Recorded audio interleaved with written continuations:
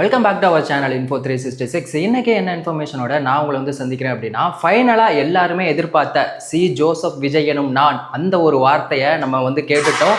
அதுக்கப்புறமா முதலமைச்சர் விஜய் அவர்கள் பண்ண தரமான சம்பவம் என்ன, அவருக்கு எதிராக வந்த விமர்சனங்கள், திமுக சைட்ல இருந்து திமுக தலைவர் ஸ்டாலின் அவர்கள் என்ன சொல்லியிருக்காங்க, திடீர்னு மோடிஜி அவர்கள் ஒர்க் ஃப்ரம் ஹோம் தான் எல்லாருமே பார்க்கணும் அப்படின்னு வந்து சொல்லியிருக்காரு, தங்கம் வாங்காதீங்கன்னு சொல்றாரு, என்னதான் நடந்துகிட்டு இருக்கு, இது எல்லாத்த பற்றியும் தான் இந்த வீடியோவில் ரொம்ப டீட்டெயிலாக பேச போகிறோம். ஸோ வீடியோவை ஸ்கிப் பண்ணாமல் ஃபுல்லாக பாருங்கள்.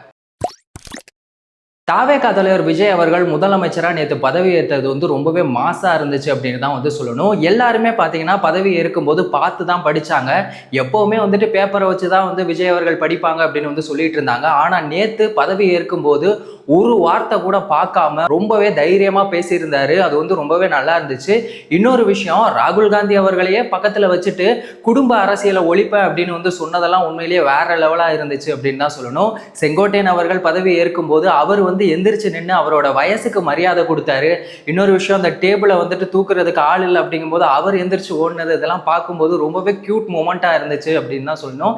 இன்னொரு விஷயம், நீங்கள் வந்துட்டு எம்எல்ஏ ஆயிட்டீங்க, ஒரு ஆட்டம் ஆடிடலாம் அப்படின்னு சொல்லி யாராவது நினைச்சிட்டு இருந்தீங்கன்னா அந்த நினைப்பை முதல்ல கொன்றுவேன் அப்படிங்கிற மாதிரி தான், அதெல்லாம் வந்து எரேஸ் பண்ணிருங்க அப்படின்னு வந்து சொல்லியிருக்காரு. இந்த மக்களுக்கான ஒரு நல்ல அரசியலா இது இருக்கும், மக்களுக்கு நல்ல ஒரு மாற்றமா இருக்கும் அப்படின்னு வந்து சொன்னாரு. சொன்னதோட விட்டுறாம என்ன பண்ணியிருக்காரு, அவரே எதுல முதலா கையெழுத்து போட போறாரு அப்படிங்கிறது தான் வந்து எல்லாருமே எதிர்பார்த்துட்டு இருந்தோம். இதுக்கு முன்னாடி இந்த வெற்றி பயணம் திட்டம் தான் அவர் வந்து போட போற முதல் கையெழுத்து அப்படின்னு வந்து சொல்லிட்டு இருந்தாங்க. ஆனா அவர் முதல்ல போட்ட கையெழுத்து என்ன அப்படின்னு பாத்தீங்கன்னா 200 யூனிட் இலவசம் அப்படிங்கிறது. இது வந்து பயங்கரமான ஒரு கான்ட்ரவர்சி ஆச்சு அப்படின்னு தான் சொல்லணும். ஏன்னா தேர்தல் அறிக்கையில எல்லாருக்குமே வந்து 200 யூனிட் இலவசம் அப்படின்னு வந்து சொல்லியிருக்காங்க. ஆனா இப்போ அவர் கையெழுத்து போட்டிருக்கிறது 2 மாசத்துக்கு 500 யூனிட் யூஸ் பண்ணீங்கன்னா அதுல 200 யூனிட் இலவசம். அப்போ 500 யூனிட்டுக்கு மேல போச்சுன்னா அவங்களுக்கு வந்துட்டு ஃப்ரீ கிடையாதா அப்படின்னு சொல்லிட்டு ஏகப்பட்ட விமர்சனங்கள் வந்தது. அதுக்கப்புறமா தாவேகா சைட்ல இருந்து என்ன சொல்லியிருக்காங்க, அதாவது முதலமைச்சர் விஜய் அவர்கள் சைட்ல இருந்து என்ன சொன்னாங்க அப்படின்னா, இதுக்கு முன்னாடி இருந்தது இல்ல எல்லாருக்குமே வந்துட்டு 100 யூனிட் இலவசம் அப்படிங்கிறது, 500 யூனிட்டுக்கு மேல நீங்க யூஸ் பண்ணீங்கன்னா இந்த 100 யூனிட் இலவசம் அப்படிங்கிறது அந்த இது கண்டினியூ ஆகும் அப்படின்னு வந்து சொல்லியிருந்தாங்க. இருந்தாலும் சமூக ஊடகங்கள்ல எல்லாருமே வந்து விமர்சனம் பண்ணிட்டு இருக்காங்க, தேர்தல் அறிக்கையில நீங்க கொடுத்தது ஒண்ணா இருக்கு, இப்போ நீங்க வந்து கையெழுத்து போடுறது வேற மாதிரி இருக்கு அப்படின்னு சொல்லிட்டு. இப்போ இதனால இப்போ யாருக்குமே பயன் இல்லையா அப்படின்னா கண்டிப்பா பயன் இருக்கு அப்படின்னு தான் சொல்லணும். 2.48 வீடுகள் மொத்தம் இருக்கு. அதுல 2 கோடி வீடுகள்ல பாத்தீங்கன்னா 500 யூனிட்டுக்கு கீழே யூஸ் பண்றவங்க தான் மெஜாரிட்டியா இருக்காங்க. இந்த திட்டம் யாருக்கு ரொம்ப பயனுள்ளதா இருக்கும் அப்படின்னு பாத்தீங்கன்னா, இந்த கிராமப்புறத்துல இருக்கவங்க, மிடில் கிளாஸ்ல இருக்கவங்களுக்கு எல்லாம் இது ரொம்பவே யூஸ்ஃபுல்லா இருக்கும். அவங்களுக்காக தான் இப்படி ஒரு திட்டத்தையே வந்து கொண்டு வந்ததா அவங்க சைட்ல இருந்து சொல்லியிருக்காங்க. ஸோ இந்த திட்டம் வந்து எல்லாருமே சொல்ற மாதிரி முதலமைச்சர் விஜய் அவர்கள் வந்து மோசடி பண்ணிட்டாங்க அப்படின்னு சொல்றத வந்து யாராலுமே ஏத்துக்க முடியாது. ஏன்னா இது வந்து மக்களுக்கு ரொம்பவே பயனுள்ளதா ஒரு விஷயமா தான் இருக்கு. அடுத்த திட்டமா அவர் கொண்டு வந்திருக்கிறது, கையெழுத்து போட்டது எதுல அப்படின்னு பாத்தீங்கன்னா, இந்த சிங்கப்பெண் சிறப்பு அதிரடிப்படை அந்த திட்டம். இதுல முக்கியமான ஒரு விஷயம் என்னன்னா, இதை வந்து நானே நேரடியாக கண்காணிப்பேன் அப்படின்னு வந்து சொல்லியிருக்காரு. இது வந்து ஐஜியோட தலைமையில் ஒரு எஸ்பி, 2 டிஎஸ்பி, 4 ஆய்வாளர்கள் இவங்க குழு மூலமா நானே நேரடியாக கண்காணிப்பேன் அப்படின்னு வந்து சொல்லியிருக்காரு. சொன்னதோட மட்டும் இல்லாமல் இந்த மாதிரி பெண்களுக்கு எதிரான குற்றங்கள்லாம் மோஸ்ட்லி எங்கே நடக்குது அந்த இடத்துல நம்ம வந்துட்டு கண்காணிப்பு அப்படிங்கிறது ரொம்ப தீவிரமாக இருக்கணும் அப்படின்னு வந்து சொல்லியிருக்காங்க. மெயினாக இந்த பஸ் ஸ்டாப், ரயில்வே ஸ்டேஷன், கல்வி நிலையங்கள், ஐடி நிறுவனங்கள் இந்த மாதிரியான இடங்கள்ல ரொம்பவே தீவிரமாக இந்த கண்காணிப்பு இருக்கணும் அப்படின்னு வந்து சொல்லியிருக்காரு. இளைஞர்கள் எல்லாமே வந்துட்டு இந்த போதைப் பொருளால ரொம்பவே பாதிக்கப்படுறாங்க, அதுக்கு வந்து அடிக்ட் ஆகிட்டு இருக்காங்க. இதெல்லாம் தடுத்து நிறுத்தணும் அப்படிங்கிறதுக்கான அந்த தீவிரமான பேச்சுவார்த்தை அப்படிங்கிறதுமே வந்து போயிட்டு இருக்கு. இதுதான் முதலமைச்சரா விஜய் அவர்கள் வந்து கையெழுத்து போட்ட சிறப்பு திட்டங்களா இருக்கு. இதுக்காக ஏகப்பட்ட விமர்சனங்கள், அதாவது எந்த ஒரு விஷயத்த பண்ணாலும் யாராவது ஏதாவது ஒன்று சொல்லிட்டே தான் இருப்பாங்க. ஆனா முதலமைச்சரா பதவி ஏற்றதுமே வந்துட்டு இப்படியான சிறப்பு திட்டங்களை கொண்டு வந்திருக்காரு அப்படின்னு சொல்லிட்டு இன்னொரு பக்கம் அவருக்கு ரொம்பவே ஆதரவான விஷயங்களுமே இருக்கு.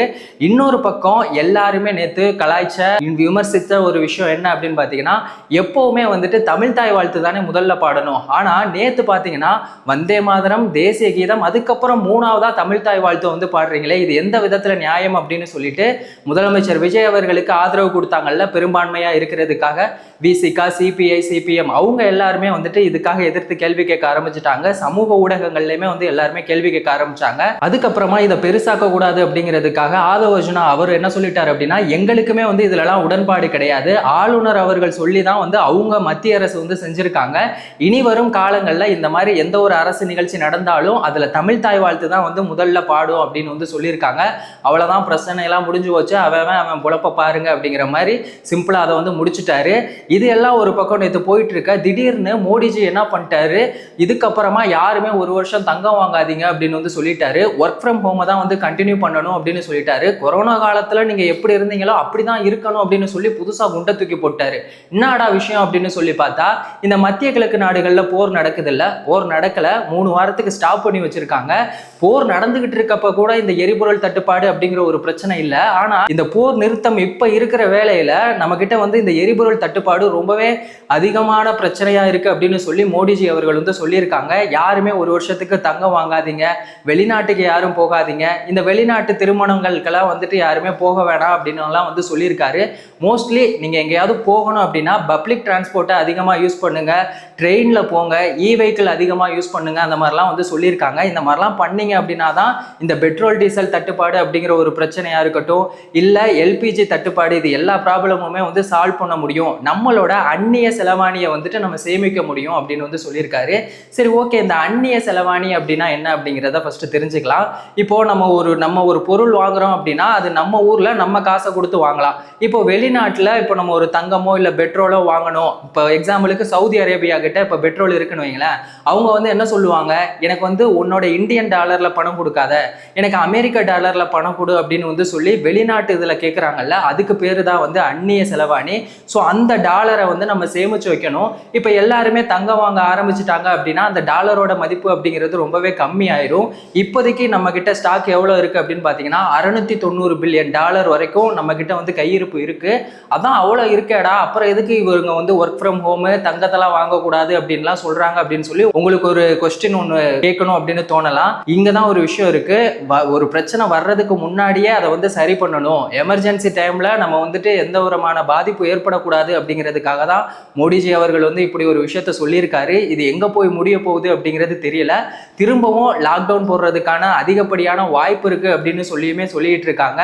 ஸோ வெயிட் பண்ணி பார்ப்போம். முதலமைச்சர் விஜய் அவர்கள் கொண்டு வந்த அந்த திட்டத்தை பத்தி நீங்க என்ன நினைக்கிறீங்க? மோடிஜி அவர்கள் திடீர்னு தங்கம் வாங்கக்கூடாது, பப்ளிக் டிரான்ஸ்போர்ட், ரயில்வே தான் யூஸ் பண்ணணும் அப்படின்னு வந்து சொல்லிக்கிட்டு இருக்காங்க. திரும்பவும் லாக்டவுன் போடுறதுக்கான சான்ஸ் இருக்கா? இதை பத்தின உங்களோட ஒப்பீனியன் என்ன அப்படிங்கிறத மறக்காம கமெண்ட் செக்ஷன்ல சொல்லுங்க. இந்த மாதிரியான எந்த இன்ஃபர்மேஷனா இருந்தாலும் தமிழக முதலமைச்சர் விஜய் அவர்கள் அடுத்தடுத்து அவர் கொண்டு வர போற திட்டங்களா இருக்கட்டும், அதுல ஏதாவது குறை இருந்தாலும் சரி, பாரபட்சமே இல்லாம அது தப்புனாலும் சரி அதை தப்புன்னு தான் சொல்ல போறோம். அது நல்லதா இருந்துச்சுன்னா அது நல்லது அப்படின்னு தான் வந்து சொல்ல போறோம்.